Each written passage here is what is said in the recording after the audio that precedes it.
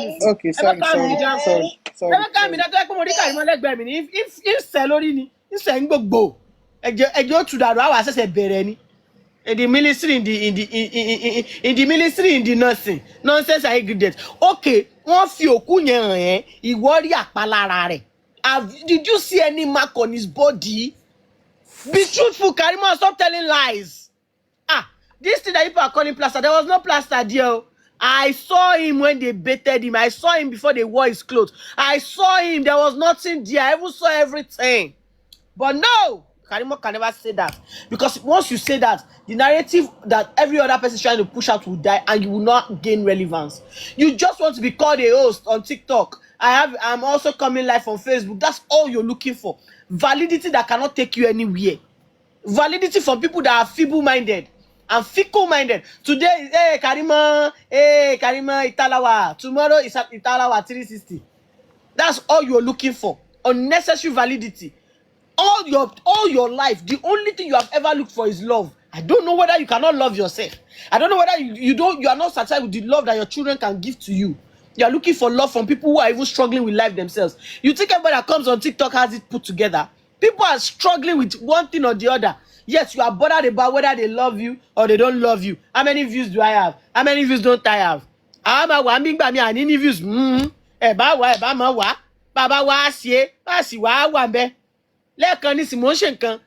the platform was quiet. I was not bothered. I told the tó bá yẹ pé wọ́n rí ó ti máa wáyàn kan tó drag tó bù tí ó di pé gbogbo èèyàn máa Karimo ni sẹ́. Why? Because you just want to be valid. You just want to be seen in the forefront of nonsense. Èèyàn kú tá ìkú ó rírí. You have never sat in the same space with the guy. Ó gbé báàgì ẹ̀ gbúrú ó ti lọ Nigeria. You spent a whole year gathering $10,000 only for you to go and squander it on somebody's burial. You can't see how stupid you are. Because of what? If really, Karimo, you did it out of love, you will still be on top today. But you had an ulterior motive. That's why when you got there and you did not get what you were looking for, you came back with fight. How can you go and join them to mourn somebody and then you are desecrating the memory of the dead? Saying, Baba mi ti kú, wọ́n bí pọ́nrí yálà ya bàbá anybody tó máa jáde wá sọ pé your father, what? Ma beg you fún. I will honor the memory of my father until I am called home. That is a person with dignity and integrity. You don't do that to a dead person that you love. You don't do that. Growing up, they always taught us you don't speak ill of the dead because they are not there to defend themselves. But no, and simply because your sister said no, stop it. Protect the memory of our husband, not my husband. Protect the memory of our husband. For the sake of our son, you got angry and you started to tear yourself apart. You think you are tearing your mother apart, Karimo? Go and mark today's date down. The internet will never forget. If you think that something will happen one day and the entire internet will crash, you are lying. Your children will grow and see the way you. Your children will grow and see the way you tore your mother apart. They will see it. They will see it, and I will see if they will clap for you. I will see if they will clap for you. Èmi ò bá rí, mi ò gbójú bá rí pé èèyàn kan máa jókòó, ó máa mú ìyá tiẹ̀, ó máa kàn má gbélébùú, àrùn wẹ́wẹ́wẹ́wẹ́ wá sín, mi gbọ́ rí. Ìtì ẹni mo kọ́kọ́ rí rí. Àwọn èèyàn wá ń pàtẹ́wọ́ fún ẹ, ó rò pé wọ́n ń pàtẹ́wọ́ fún ẹ, ó gbọ́ pé wèrè dùn wò kò ṣe bí lọ́mọ ni. Àbọ̀ òdí tí wèrè bá ti ń jónú ọjà, àwọn èèyàn mọ̀ sí, wèrè, wèrè, àwọn èèyàn mọ̀ rẹ́rìn. You think they are happy that the wèrè is dancing? It's just amusing them for that minute. And that's it. And that's what people look at you as. There's nothing you have not done on this internet just to be relevant. Roger tí mo sunkún tó go viral yẹn, wèrè, ó sunkún ó go viral. Ṣé nǹkan táwọn èèyàn fi ń go viral nìyẹn? Look at Pella. Pella and go viral for playing game on TikTok and winning so much money in a few minutes. He won't go viral for just Roger tí mo sunkún tí mo fẹ́ fashion mọ́ mi lára yẹn. Roger tí mo tọ̀ lára lórí TikTok. That's what you are going viral for. People are going viral for propagating the gospel.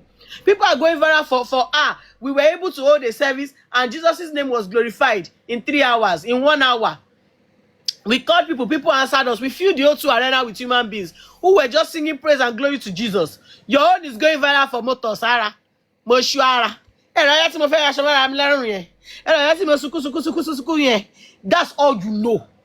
kàríyàn gbọ́mí tí bá mú ẹ sọ̀rọ̀ Jímọ̀kẹ́ wá síbí ish o foríṣe o fọrùn ṣe fáwọn mẹ let me tell you something makan ni ìyá mi ò lówó lọ́wọ́ bàbá mi ò lówó lọ́wọ́ ẹnu ẹ ló wà yẹn ìyá mi ò ṣe kinní kan àìmọye òbí tó ń foríṣe fọrùn ṣe fọmọ tọmọ máa dàgbà tán tí wọn ní rántí ìyá wọn ámbèlè tàṣẹ ìwọ tó mú ọrùn tiẹ̀ ó dẹ ta fà sí pàpàpàpà ta ló máa búyà tiẹ̀ nísì tó máa lè bá sọ̀rọ̀ ó lè sọ̀rọ̀ náà ó tara alẹ ẹ lọ ní kinní oríkọ bẹ́ẹ̀ rà lọ́wọ́n I pray o na so ìwọ búyà tèmi bí ní sépè fún ẹ tìrantìran mo lè má jáde gan tí sépè fún ẹ in my own closet ó bá ẹnu tiẹ̀ bá ẹnu.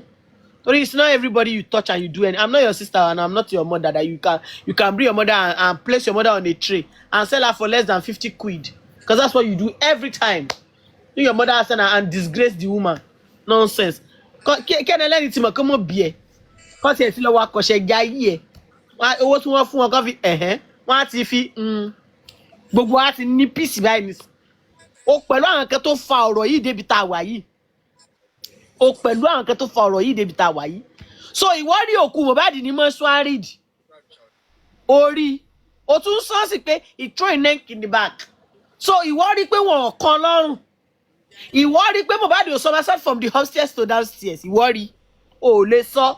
Have you ever said pé Mohbad was not injured in that house? So I saw it. Never.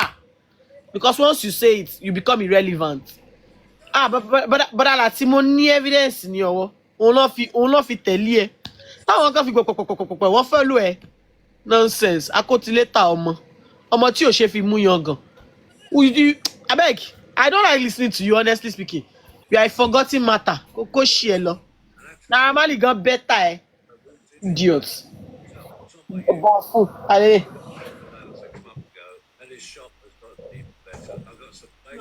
Mom, can I have going stab instead? No. What about that? No. Anything? No. Why? Z. Let me say she close the door. Ṣé mi mute ni? Mute. Rí pé mute ni. Ti mute. Ṣé rí ẹ̀yin ará Nàìjíríà tẹ́ máa like láti mọ̀ pé wá tá wà lè bò fún assistance. Assistance yín. Ìgbà tẹ́ bá ti need owó nìkan lẹ máa rántí pé àyàn kan dẹ̀ wà níbi kíní tí mo lè pè o. Nonsense. I look like a money bag to you. I don't have time for rubbish.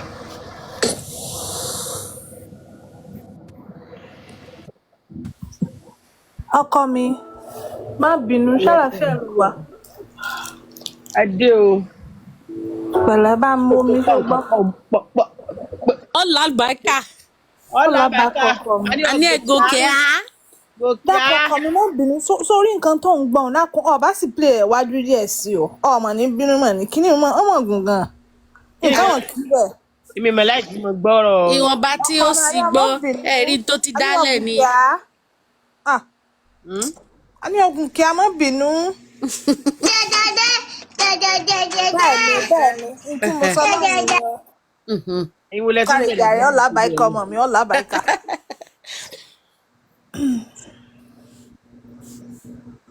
Olùṣe àtọ̀ọ́lé oníranù. Ta ló ráyè títí ẹ dead glory? Àwa kan wá jókòó síbò àwa ló lọ́pọlọ jù wá lọ. Who the heck are you? Anita ọkọ mi dákun ó ní nǹkan kan tó wà bẹ́ẹ̀ tí mo fẹ́ kọ́ gbọ́ ni. Ó ní dead glory. Ta ló ń tiẹ̀ ń gbọ́ ọmọ gan?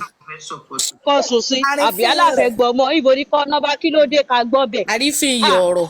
Ọ̀rẹ́ ẹ̀ lọ́bìnrin ọkọ mi ẹ̀yọ́ ọkọ mi Fásitì kúrò lọ́dọ̀ ẹ̀ Kàrímọ́ kò sẹ́ni tó ń gbọ́ ẹ mọ́ lọ sùn lọ kú síbì kan. ẹ̀yọ́ ọkọ mi ẹ̀ má bínú ọmọ wà. Olórí burúkú ni ibi tẹ́ bá ba ayé ẹ̀ jẹ́. Láyà ẹ̀ lọ lórí burúkú. Ayé tiẹ̀ ló ti bàjẹ́ náà. Ẹ̀ńtà tó ayé ẹ̀ bàjẹ́ nù ẹ̀yìn méjì. Mo láyọ̀ láti sọ fún yín pé ilẹ̀ wèrè tẹ́ ń parọ́ mọ́ pé owó tán ní kí náírà san lọ́ fi ralẹ̀. Ayé Marley music kọ́ ló ralẹ̀ o. Kò ralẹ̀ láyé Marley music o. Ilẹ̀ tán rà fún Liam. Ilẹ̀ tán rà fún Liam. Immolenization ni. As a matter of fact, manager immolenization tó handle account immolenization ló ṣe transfer owó olè fún nílẹ̀. Wait, Karima, are you an illiterate? Are you an illiterate? Ghana. Company, èèyàn ní company, ó expect pé kó kówó lọ ra lẹ̀. Láìsí pé ẹni tó ní manager, ṣó daft ni. Fúnra ẹ̀ ló sọ pé ilẹ̀ yẹn wọ́n rà fún Liam. Pé rọ́ ni wọ́n korúkọ ẹ̀ síbẹ̀ ni. Òun ló tún nílẹ̀ tán rà fọ́mọ ẹ̀. Ṣé owó gangan ni ṣọ́mọ ẹ̀ ni àbí òun ṣọ́mọ ẹ̀? Wèrè màá lélẹ́yìí. Ṣé èèyàn lélẹ̀? Ẹni tí ó rí òkú tí ò lè sọ pé òun ròkú tí ò ní máàkì lára ló ní kó wá sọ̀rọ̀ ọmọ. Sọ́mọ lélẹ̀ àbí pálí ó mọ́. Ẹjọ́, nobody likes hearing her voice, but sometimes you have to do it. Forget bẹ́yẹn. And we are not, it's not live. This is a recorded show. It's a recorded show.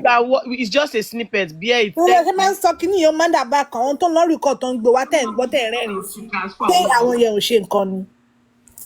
So ẹ má dọmọ pọ̀. Ẹ má dọmọ pọ̀ ní. Ìwọ gangan lọmọ tí ò yẹ kán dàpọ̀ tó yẹ kán yọ ẹ sọ́tọ̀. Ṣé gbọ́ excuses?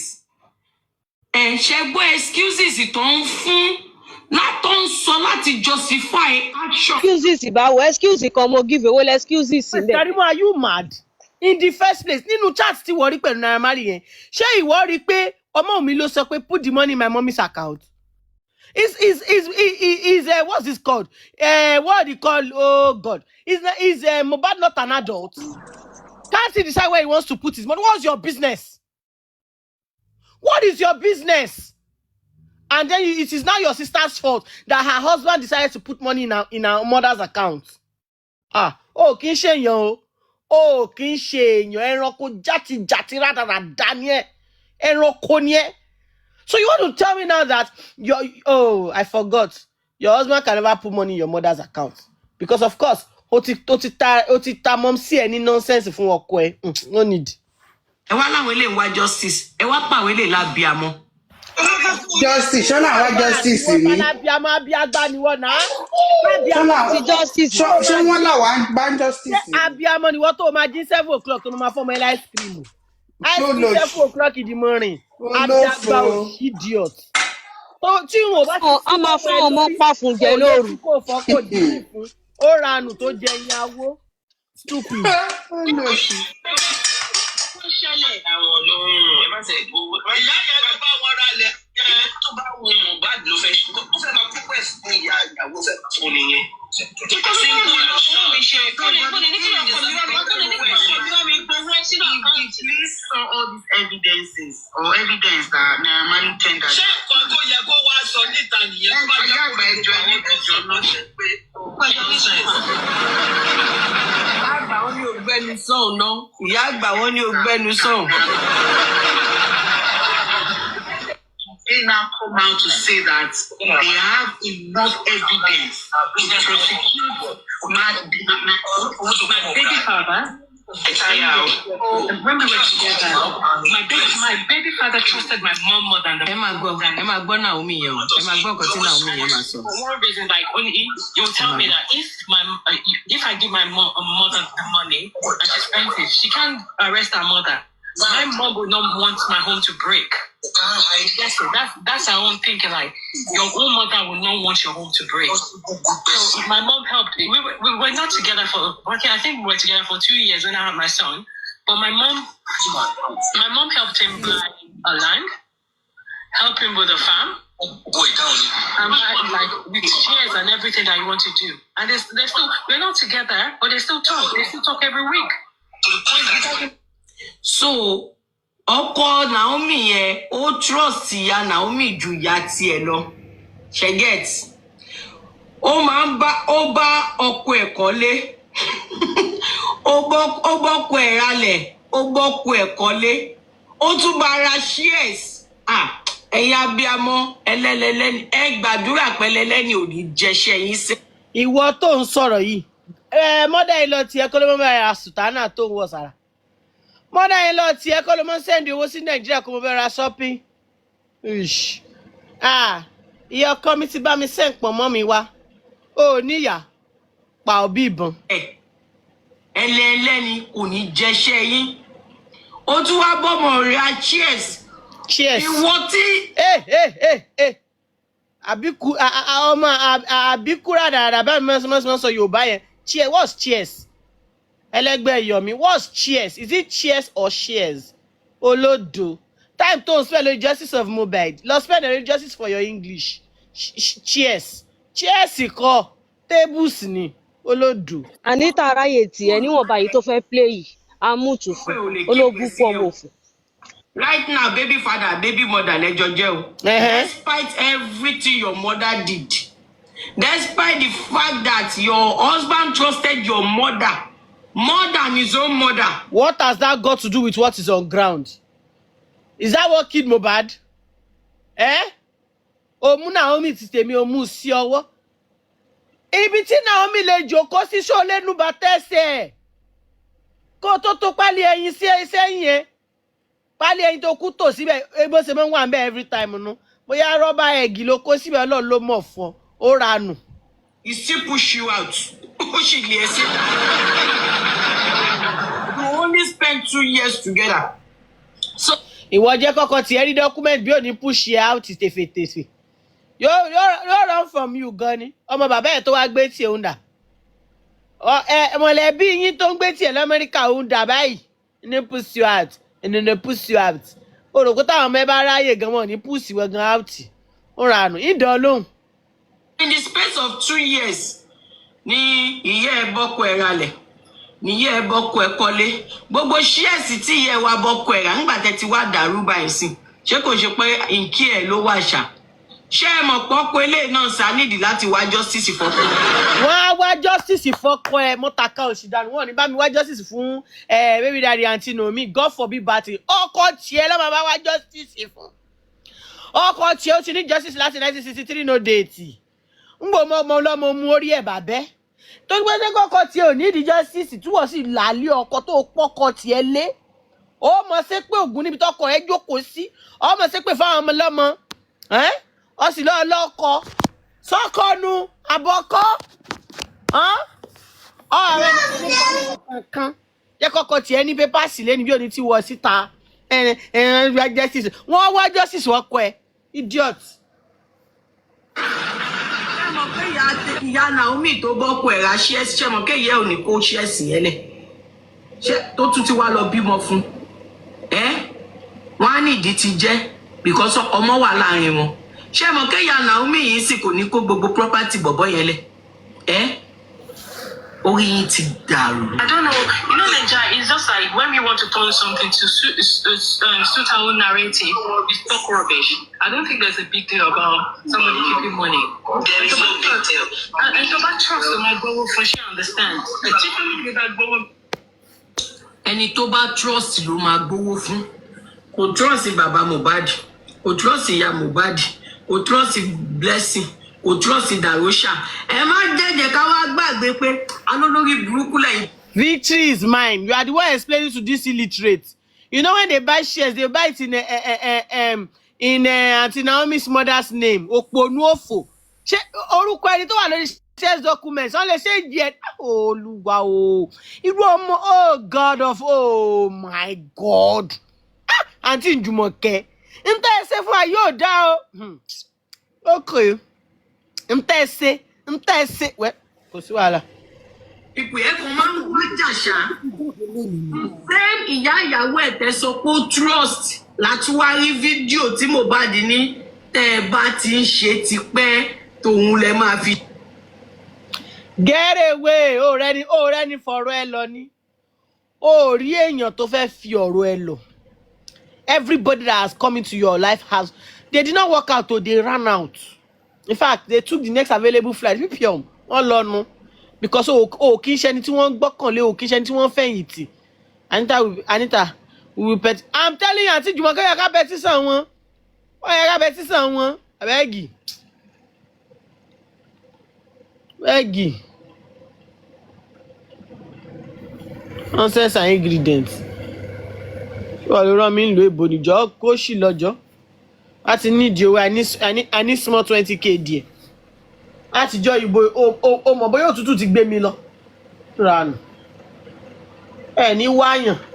Láti nídìí owó can I have small change díẹ̀ lẹ́mọ̀ rántí olúwa rẹ̀. Nita.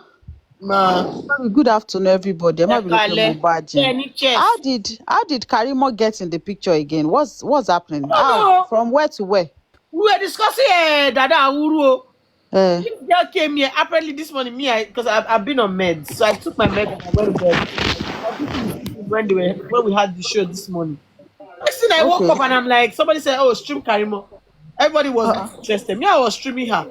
I went to her page and I realized that she had come here in the morning to record the show, took it to her page and started to analyze and was insulting people. Analyzing our show again? How?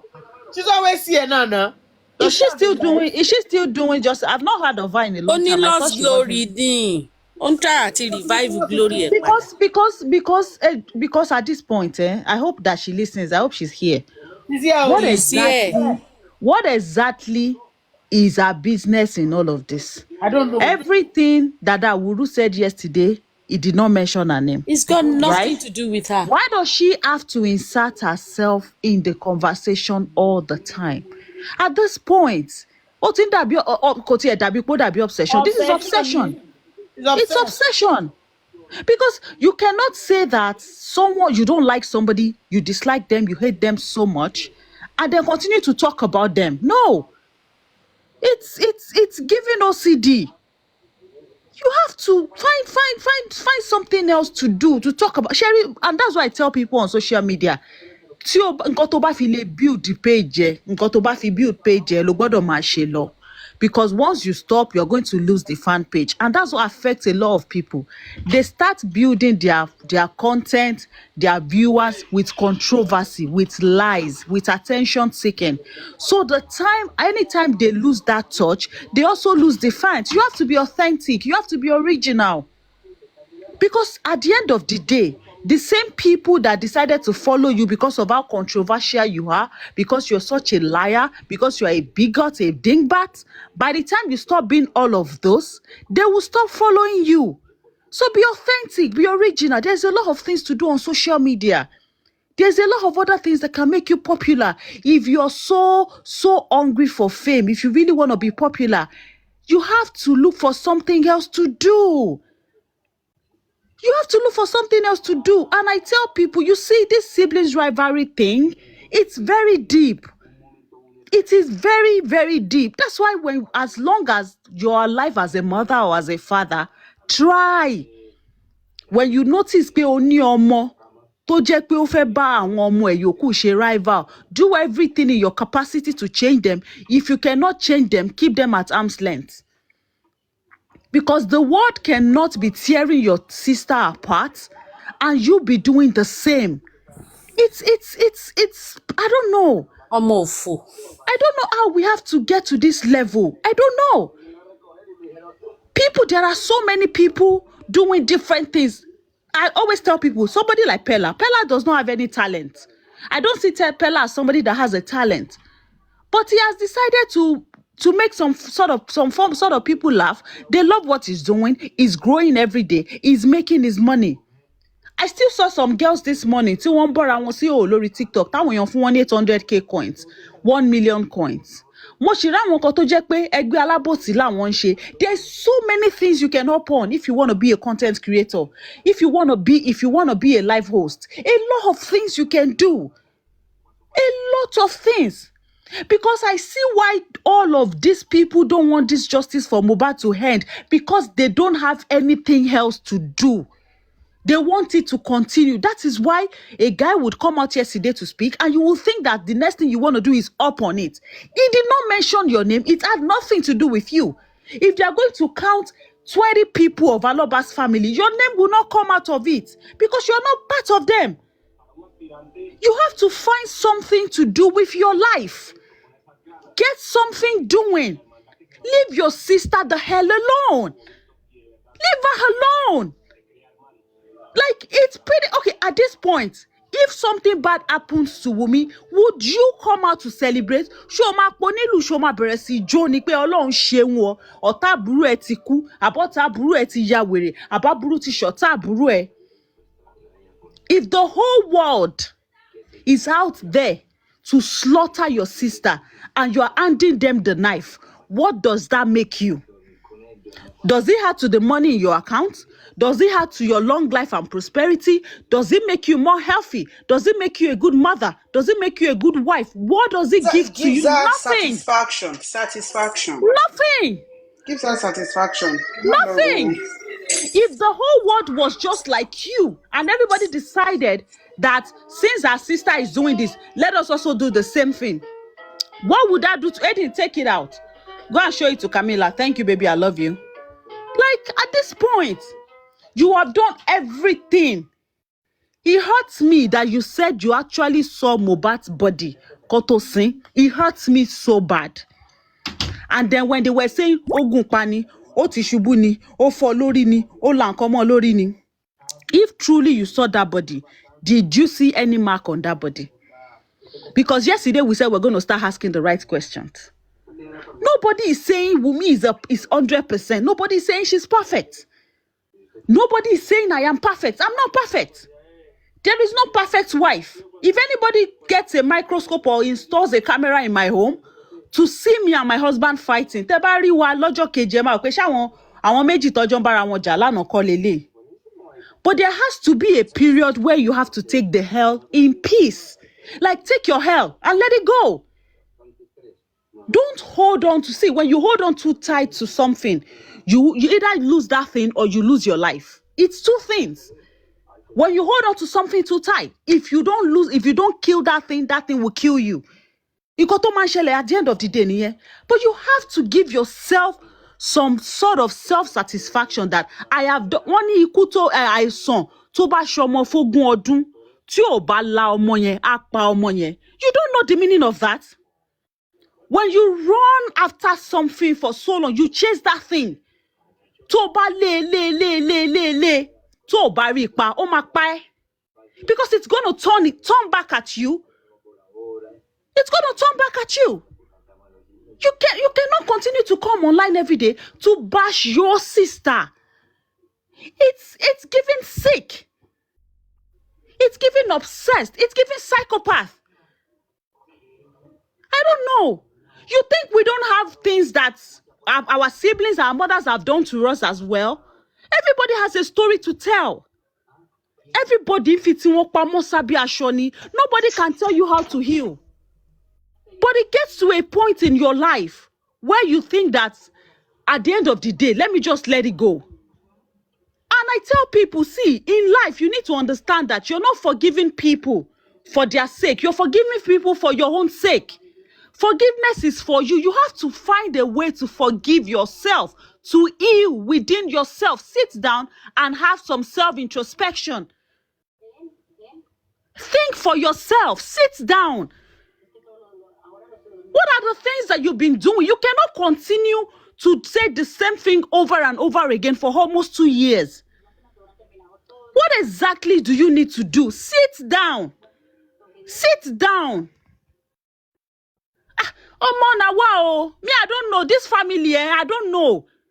I don't know. Pearly B, I get you, sis. Ọlọ́run, ìgbà mi mo kàn máa ń wà. I get you. Kò gbọ́ pa. But ìgbà mi máa ń wà tó jẹ́ pé ẹlòmíì náà, everybody náà ló máa ń wà ní idle moment ẹ̀. Etí ẹ̀ ò lè gbọ́rọ̀ mọ́. Ọmọ òfò ni. Gbogbo nǹkan tó burú tó wà láyé òun ló wà lára ẹ̀. Yes. Tí mo sọ mi sọ pé bóyá ọmọ líle kò ṣe ọmọ líle náà olórí burúkú ọmọ òfò ni ó ti ṣòṣì ó ti bú ìyá ẹ̀ ó ti ṣẹ̀sín ayé ti kọ̀yìn sí gbogbo nǹkan ló ń ṣe. Ó máa ṣiṣẹ́ lọ ní bó ṣe wà ní. Nǹkan tó ṣẹlẹ̀ ni gbogbo ètò ìtẹ̀ preach fún ìyá rò bí pé kò dún anybody òṣì tó ń ṣe àkọ́kọ́ fi ẹ́ ṣe èyẹ ni ó lọ́pọ̀lọ́ ó ti yá wèrè òṣì kan bá ẹ kiri ni inú ẹ̀ dẹ̀ ń dùn ṣòṣì. Mi tẹ̀ mọ̀ páwọn èèyàn ṣe ń wò ta ló ń wo wèrè ẹ̀ mọ́. Kò gbọ́ nǹkan tí wèrè ń sọ ni.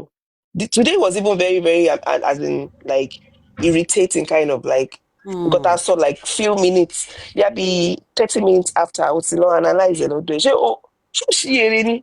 ibi tó ń gbé ní ọmọ òfò. ọmọ ọgá yìí ti yọ olórí burúkú o ó ti yọ olórí burúkú gan-an lọ́wọ́. kéèyàn má ní ìsinmi bíi ti gẹ̀yìn mi. ẹ̀yin ẹ̀ wo gbogbo nǹkan tí dàda kan ń sọ lánàá ó kàn ń parọ́ òṣì pẹ̀lú gbéraga. kó lọ́wọ́ bọ́n ṣe báyé dàda jẹ́ sórí Twitter sórí Instagram. ẹ̀rí pé mi kàn wá sókè ọlọ́run Anita ọlọ́run ọba ń gbọ́ ìgbà tí mo gbọ́ gbogbo nǹkan tí dàda ń ṣe lánàá ó dàbí ìgbà tí èèyàn bá kàn wá tó bá kàn wò pé jẹ́ kí n lọ ṣòṣì. Ọlọ́run ló tiẹ̀ sọ pé kémi nǹkan tó ṣe nìyẹn náà. èmi ti lọ sùn èmi ò mọ̀ pé amadi bọ́tà. mo jí láàárọ̀ ni mo ṣẹ̀ṣẹ̀ gbọ́ tó ń ṣẹlẹ̀. èmi ti lọ sùn. Okay, now let me tell you guys one thing, yeah? Now, this guy is telling us that he knows something about Iku Bobo yẹn. Because nobody is accusing you. Kí ló tó ń ṣàlàyé, kí ló tó ń ṣẹlẹ́yà. Dada Wuru, no gbogbo explanation àná yẹn, ṣó wà ń bẹ́ẹ̀ ńgbà tí wọ́n bully ẹ̀, ṣó bully ẹ̀, ṣé ò bully ẹ̀, kí ni gbogbo ẹ̀ náà come to me. Kí ló kàn wá pẹ̀lú àkáǹtì nọ́mbà tó Say that, bro. When I saw him, oh, come account on. number. Ìgbà tó yẹ kó gbọ́ àkóṣe lánàá yẹn, ó yẹ kó apologize ni. Fún family Mohbad, kó apologize fún Nigerians. You guys know that as apologize bad as this whole thing, he gave us a few $70,000. Yes, apology clear nǹkan tí boy ṣe fún. Godson, let me tell you something. Let me tell you how forgiving Nigerians are, yeah? When this whole thing just happened, tí gbogbo èèyàn accuse ẹ tí gbogbo èèyàn sọ pé ó bully ẹ ó ṣe gbá ó ṣàwo tí boy bá jáde tó wà very remorseful tó ní it's true Mohbad and I we had some issues because he was leaving the label and everything and truly we had some physical altercations, but I want you guys to know I would never wish him bad. Do you understand? Mohbad is my guy. I like him so much. I would never wish death on him. I would never wish anything terrible. We even solved it we even solved it few days before his spy. I called him on the phone. I sent somebody to him. And from now on, I just want you guys to know that I'm going to be giving his son a scholarship. I will take care of his son. If his wife needs anything. Situation. No, Kokonra son kékeré yẹn kókó wà remorseful. And every money tóun jọbọ tóun jẹ òun ready láti san àwọn máa sit down. Hello, after my gbọ́ gbogbo nǹkan tó fẹ́ sọ yẹn. Ṣé ìmọ̀ àgbọ̀ ìmọ̀ àgbọ̀? No, nígbà tó ṣẹ̀ṣẹ̀ lẹ̀ yẹn sis. Tí kò máa send out narratives to sell out yẹn ṣe bóun ló wá confirm lánàá pé òun lòun sell out gbogbo narratives yẹn. Kò sẹ́ni tó máa gbọ́. Ṣé mo pé ó jáde lánàá láti wá jẹ́ kó yé wa pé gbogbo nǹkan tó ń sọ lórí social media. Àtọ̀dọ̀ ló ti wá. Narrative wọn lòun náà ní nǹkan tó ṣe. Ó ṣe fún òun ní script writer tèmi wá. Ṣé mo tèmi wá script writer? Èmi wá script writer. Èmi ní silent kó fi respect ẹ̀. Èmi ní silent kó jẹ́ ní èmi ní silent. I don't say script writer. Kí Naira Marley jáde yẹn? Mohbad ní crackhead. Kí Naira Marley jáde yẹn kó wá sọ pé kí n tó fẹ́ fún. Ó ní Ice King. Wèrè. Kọ́ lọ pọmọ lọ́mọ sí scholarship tó fẹ́ fún. That Mohbad sef na CPS. That Mohbad sef na pẹ̀lú àdúgbò fídíò tó wà níta báyẹn. Sleep. Nàìjíríà ò ní gbọ́ ẹni tì. Mohbad you dey sleep. You dey sleep. Mohbad you dey sleep. You dey sleep. As that guy dey talk yesterday, you suppose let us twist his mouth. Make his mouth on live like that. Naira sọ pé Mohbad ló jẹ́ kó mọ eyes. Kò ní dáa pẹ́ Naira. Kí ló kọ́ àpárí gbogbo yẹn? Ó ti jẹ́ pọ̀ mọ́ náà nìyẹn. Tí wọ́n bá ní ìpẹ́jọ́ kò ó ṣàlàyé àìsí fún mi torí kò yé mi. Àná tí ẹ ti jẹ́ kó mọ́ nìyẹn kí wàá ní káwa ṣe sí kí ló kọ́ wa ṣe. Bóyá kálọ́nà Mohbad ibi tó wà ní kò yé wa. No. Now we have to ask Mohbad father. Ṣé ẹ̀yin lẹ kọ́ Mohbad bọ́n ṣe ń fa? Kí ni ń wí? Torí Naira sọ pọ́dọ̀ kọ́ ló ti kọ́. Drug is splash in low. Ta ló kọ́ smash? Drug tó ń lò ta ló kọ́ splash? Mi ìwọ kọ̀ọ̀kan tó ṣe. Mohbad náà ló kọ́ splash. Mohbad ló kọ́ gbogbo wọn. Mohbad gan ló kọ́ Naira Marley bó ṣe ń fagbó lọ́wọ́ tó wà yìí. Na Mohbad teach them everything. Abi. Nigeria no even fit hear this guy alone. If you know the way they hate Naira Marley. Wọ́n ti fẹ́ báyé ẹ̀jẹ̀ ṣáìjì. Ṣé báwọn IG ṣì wà ní ṣe ti lọ sí Twitter. Àwọn Twitter wọ́n wà very brutal. Oh my God. No, they are intelligent people on Twitter. Tó bá wà intelligent tó lè pẹ́ lórí Twitter. Wọ́n gbá tiẹ̀ rárá. Even Daniel Rega don talk this morning. Mo ti rí. Me Daniel Rega. Daniel, Now you one don't know nuisance Daniel. for Twitter. Malimi Daniel is the number one nuisance on TikTok. Nuisance on TikTok. That guy, I never see person with me. Ọrùn ẹ̀ gùn bí kò máa gí báyìí. Ogba Richard. That boy, I don't know where they see him. Me, even do you want me to see him or Daniel Rega? Ẹ mọ̀ pé fake account ni mo pe Daniel Rega yẹn tẹ́lẹ̀. Go je fake account. Until rí fídíò ẹ̀. Go je fake account. Ọ̀bọ̀ ìrì. Ha! Go je fake account o. Go je fake account o. Ọlọ́run. Imagine. Bàbá yẹn, ó máa gbáṣẹ́ anybody. Ọ̀rọ̀ yẹn anybody. Ó máa gbá tó bá yín analyze orin ẹ jẹ́ kí Davido release orin album báyìí. Tẹ́ bá dẹ̀ dé Afẹnu tẹ́ḿbẹ́lú ẹ̀. fún album yẹn lélẹ̀. Ó máa bá yín sọ everything látòkè délẹ̀. Ó máa sọ aṣọ tán wọ̀. Bọ́líbì ṣó máa wọn àbókí tó máa ń ti tọ́ọ̀kì omi. Òun ni Daniel jọ tó bá rí. Bí àwọn bòròró. Àwọn tí Daniel jọ. Ó máa jẹ iṣu méjì àti ẹ̀wà tí ò lépo. Á ní bó ṣe yẹ kéèyàn ṣe máa live láyé èèyàn nìyẹn. Gbogbo ẹ̀yin tẹ̀ ń jẹ oúnjẹ gidi ẹ máa ń waste owó. Ó lọ sí Rice àti stew síbí tó bá náwó sòtẹ́ẹ̀l tó bá sanwó hòtẹ́ẹ̀l ó gbọ́dọ̀ kó gbogbo toilet yẹn kúrò because wọ́n ti ṣí mọ́ owó ẹ̀. Ó máa kó ọṣẹ àtọṣẹ tó ti lò. Ó máa kó gbogbo ẹ̀. Ó máa kó towel. Bọ̀bọ́ yẹn ó crazy gan. Daniel pẹ̀lú cobbler shoes ọ̀nù tó máa ń wọ̀ ẹ̀. Àti aṣọ kọ́lọ́kọ́lọ́. Ọdún ẹ̀ ní dákàrà ti yá bàtà tó wọ̀ ní ìlígẹ̀ta bàtà. Bàtà Balenciaga gangan ni mo fẹ́. Ibo ló ti rí bàtà yẹn ná? Bàtà yẹn. Posti ló sẹ́ndì ẹ̀ sí. Bàtà tí Yinka rà bọ̀ nígbà tó lọ sí. Bàtà Anita ló sẹ́ndì ẹ̀ sí. Tó lọ lára àwọn bàtà tí Yinka rà bọ̀. Be like say na Anita give am. Àti Yinka lọ sílé ńlá. Na you said that. Kó tó ìgbà tó lọ ṣe protesting tó fi lọ Anita ṣe nílẹ̀ Anita ṣe o. Na you give Bàtà very dark that one. cobbler shoe wey you Balenciaga ẹ̀ àná Ọ̀rọ̀ yẹn. yìí ò yé mi ṣé mi mo wọ orúkọ bíláṣí. Ìrìnsẹ́fù Balenciaga ni mo fẹ́ Balenciaga. Ilẹ̀ ń wọ Balenciaga. Ẹ support the life goal ló jẹ́. Cobbler shoe. Hi baby shark, come here.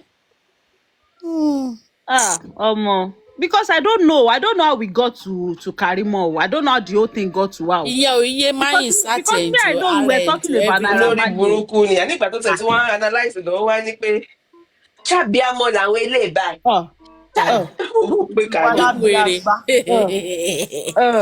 Make we not start yo. Ó ń já wèrè ju màálù lọ lọ́wọ́ ẹ̀. Person wey her pikin dey thief meat for pot.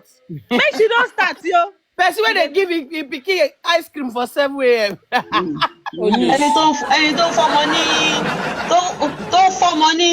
fọmọ ní gáàsì ní 12 o'clock lóru. Nonsense. Péyàn kan lábíamọ. Àwa jókòó síbẹ̀ a máa rà dí mọ́lẹ̀. Wọ́n máa tiẹ̀ sílẹ̀ ẹ̀ dáhùn. Páfù. I mean, our matter in America, you can join a life like this. You can be working and then. Níṣẹ́jú àwọn ọmọ ẹ wà ń bẹ̀ wá máa ṣépè ràpàtàràpàtà nínú ilé. God's grace, ẹ káàbọ̀. Ta ló gbé God's grace sókè? Karimọ tiẹ̀ bá ẹ. You know that if they work like this, still they talk, they do your thing, still they talk. To be busy with mute, you still they talk.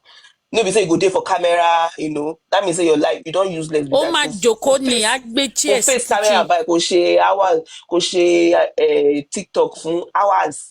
Àsobìnrin tó yẹ kó bóyá òun ṣe tap òun rówó gbà òun fún ẹni. Kò dẹ̀ lọ́mọ. Ó kàn jókòó síbẹ̀. Kò dẹ̀ ní gifters yo. Kò ní gifters tó ṣe wà yẹn o. Ó lágbára o. Kẹ́yẹ ò gbádùn. Ló tún ná fáwọn èèyàn náà. Owó ẹ̀ ló ti gbàgbé pé 5,000. Ẹ ti gbàgbé pé 5,000 ni Karimo fi ra followers. Bọ̀ àwọn yẹn náà ti wá gbọ̀n. Àwọn òṣèlú mọ̀sán tẹ̀ ti kúrò lọ́dọ̀ ẹ̀. Èèyàn mélòó ló wọlé ní Anita? Àwọn èèyàn tó wọlé ní pọ̀ o. Ẹ mọ̀ pé tó bá ti ń fà já wọn máa wá wò. Nítorí pé ó ń sọ̀rọ̀ ọmọ ìwà táwọn èèyàn ṣe tó bẹ́ẹ̀ lọ́dọ̀ ẹ̀. Wọ́n fẹ́ gbọ́n pa $72,000 ní. Yes now. Torí bó ti sọ wípé òun mọ̀ owó yẹn ó lórí ọ̀bọ̀ Karimo yìí. Ọlọ́run dẹ̀ wá mú kó mọ nǹkan kan nípa anything. Lọ́mọ òfò yìí. Ẹni tí ò farabalẹ̀ kò farabalẹ̀ náà. Ọmọ ẹgbẹ́ orí jà Karimo yìí. Wọ́n ṣe pé ọ̀dẹ̀ làwọn èèyàn gan. Èèyàn sọ pé òun sẹ́ndì $72,000. Àkáǹtì wo ló sẹ́ndì ẹ̀ sí? Ẹ̀yin òpònú kan wá ń jókòó ẹni. Ìyẹn àmú mi nì. Ìyẹn àmú ẹ̀gbọ́n. gbogbo nǹkan tó yẹ ká ẹ fi gbọ́n báyìí orí TikTok lẹ́ máa jókòó sí ẹ máa ṣe absorption orí burúkú tẹ wálé ayé yín wá ṣe. àní ẹ máa múra kalẹ̀ fún latest track. ṣé bàbá mi ti wà ní studio báyìí. bàbá àrà follow come. client mi ti wà ní studio báyìí, studio section láwa yìí.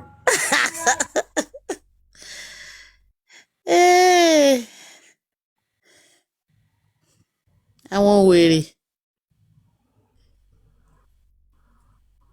irú sibling rivalry wo tiẹ̀ nìyẹn Kàrímọ́ kan lè ya wèrè ní ọ̀rọ̀ sibling rivalry siblings right kí ni ti kẹ́tẹ̀ máa pè wọ́n ní siblings òun ya wèrè ní wèrè kan lè ní. wọ́n mọ́ra wọn náà.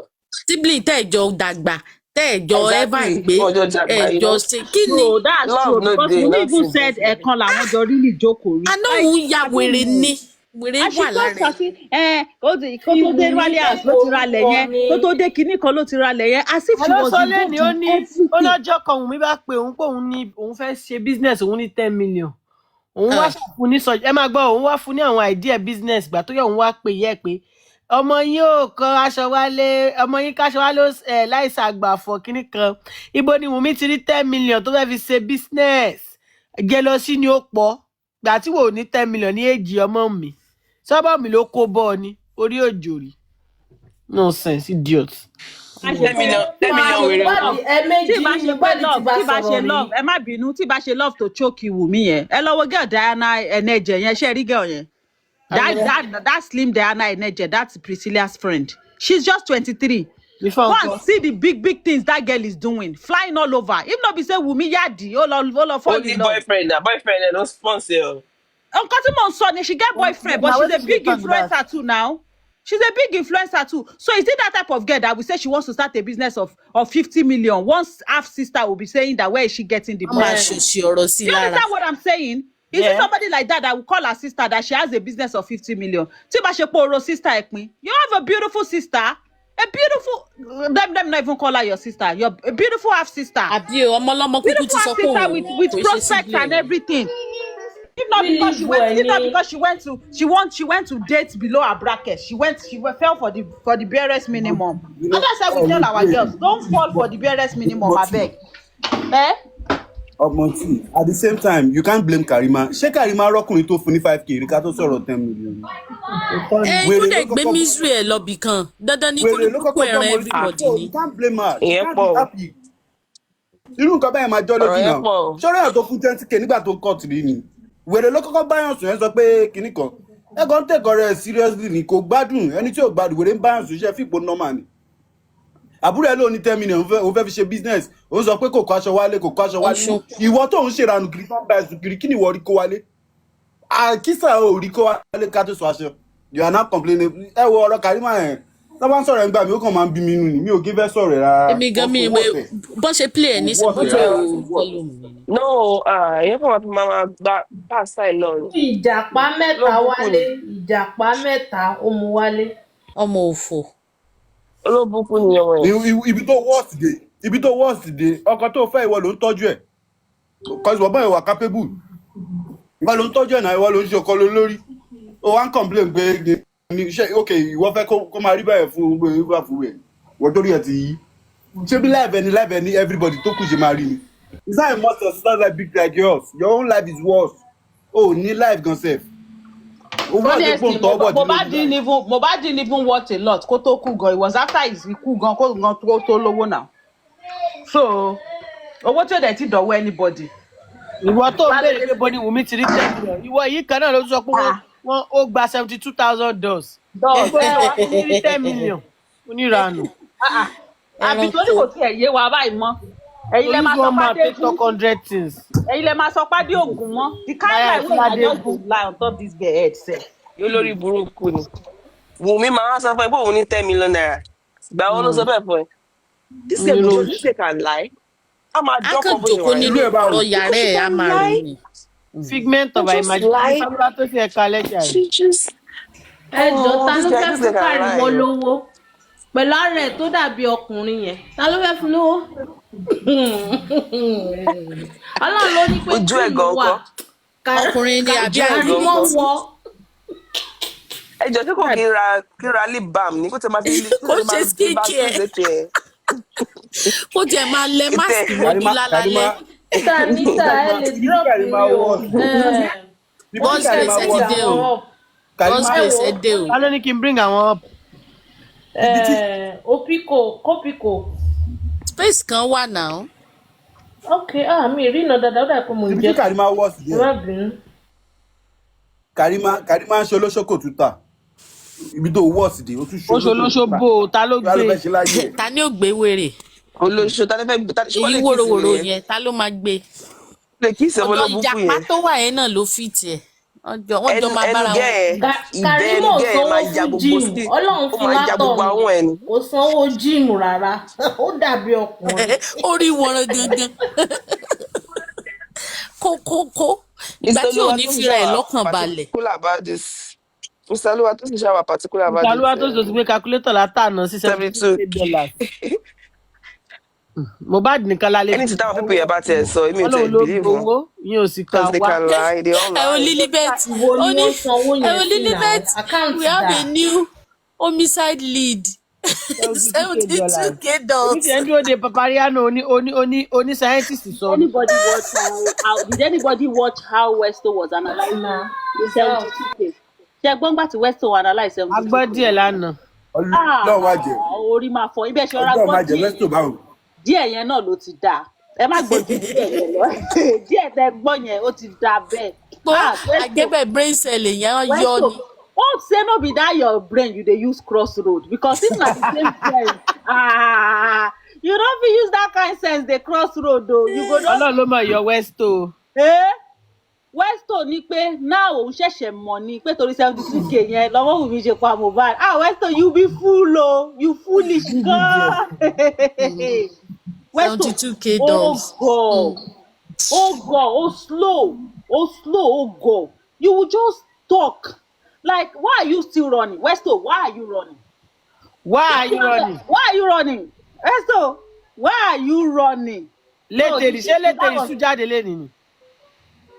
Ọ̀run rẹ̀ o. A ṣe máa lọ gbọ́ létèrè. You people are traumatized. You are traumatized. Adéláyé nìkan ló lè gbókùn sọ̀rọ̀. Alápàdé Adéláyé. Ọmọ. Social media, if people you not try, actually must sue a lot of people for messing with our mental health. Ṣé ẹ mọ̀ nǹkan tí Papariano ṣe báyìí? Papariano ń fa igbó burúkutu lọ́wọ́, ó fẹ́ wá analyze ìpínlẹ̀. Ó máa set up. Igbó àti burúkutu. Studio ẹ̀ ó ń dust ẹ̀ lọ́wọ́. Ó ń rí ààrẹ gbogbo panel lọ́wọ́ ni. Tó ṣe ń sọ̀rọ̀. Tí mo ẹni tì. Ó máa wá sọ̀rọ̀. Àwọn aṣọ rubbish nǹkan. So what's the man sọ̀rọ̀? Ó ga ọ. Ó ṣẹ̀ṣẹ̀ tún jí wá ní olóburúkú ẹ̀ ṣẹ̀ṣẹ̀ tún jí. Ẹ di jí ni. Ẹjọ́ òkú. Don't hope. Ẹjọ́ tó ní mini tó ní sense. Olóṣì tọkọ invite wèrè lásán tó jápa máa fọ́ká.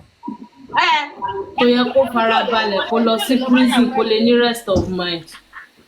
Wèrè jápa olóṣì. Aries said a guy said he carried Wunmi as who and so maybe as Olosho in Warri. Who in Warri? And so but Wunmi said she doesn't need money. I don't understand. Bẹ́ẹ̀ o bá Solosho kò wá ní need money. Yóò tún Solosho ọ̀fẹ́. Bẹ́ẹ̀ o bá Solosho ọ̀fẹ́ ni. Ẹ̀rọ ọmọ tó tí skin ẹ̀ dàbí bọ́tà lẹ́yìn á tún Solosho ọ̀fẹ́. That she has money and that she came with kẹ̀kẹ́ mari Marwa. Aries Solosho mọ́ ń gbé kẹ̀kẹ́ ni. So God. Wàhálà tẹ̀. Ó lè gbé kẹ̀kẹ́. Ó gbé kẹ̀kẹ́ ló gbé lọ tẹ̀ ó lọ jagunjagun bẹ̀. Ìwà Olóṣó tó sọ̀fẹ́ rí. Kí máa yẹ bọ́ta náà? Kí máa yẹ bọ́sta? Àárín kan ní 1 million. Ló fẹ́ lọ ṣe olóṣù ọ̀dọ̀. Girl to girl, women to women supporting women. Please train your children. Please train your children. I'm begging you. That's the only way women can support women at this point. Train your children. Train them so they won't be like these people. Train our people. At this point, I'm a better one. I'm a better one. Imagine, say, I'm a new one in society. àwọn ọmọ ẹ̀ ló yẹ kó train ẹ̀ ní Aries yẹn ìgbà tó ń rọmọ tọ́ bóyá kọ́mọ tọ́.